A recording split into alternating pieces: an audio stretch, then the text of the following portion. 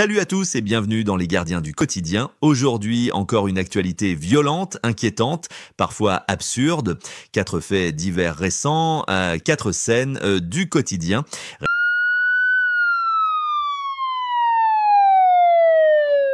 La Ciotat de Bouches-du-Rhône, 4 policiers blessés lors d'une rixe dans un restaurant. Ils sont intervenus sur une bagarre générale. Ils sont repartis avec des blessures. En 2023, c'était plus de 15 000 policiers blessés en France. Plus de 40 agents blessés par jour. On parle souvent de violences policières, mais on oublie les violences contre les policiers. Alors, c'est quoi la prochaine étape ? Des policiers en armure intégrale pour aller commander une pizza. Vous en pensez quoi ? Est-ce qu'on protège assez nos forces de l'ordre ? Commentez.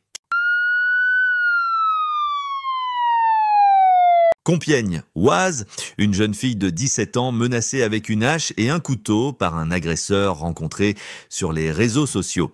Elle se jette dans l'Oise pour lui échapper, sauvée in extremis par 2 policiers. Le suspect est toujours recherché. Encore une histoire qui nous rappelle un truc fondamental. Rencontre réseaux sociaux égale danger potentiel. Faites gaffe, même en 2025, on continue à faire confiance à n'importe qui derrière un écran. Parents, parlez avec vos enfants. Bon, c'est pas vieux jeu, c'est de la survie.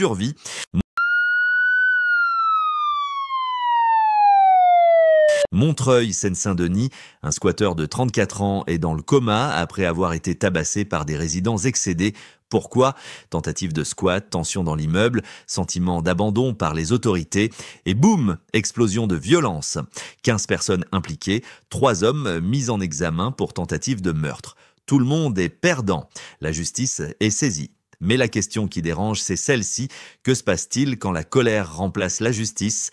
Vous comprenez la réaction des habitants ? Dites-le en commentaire.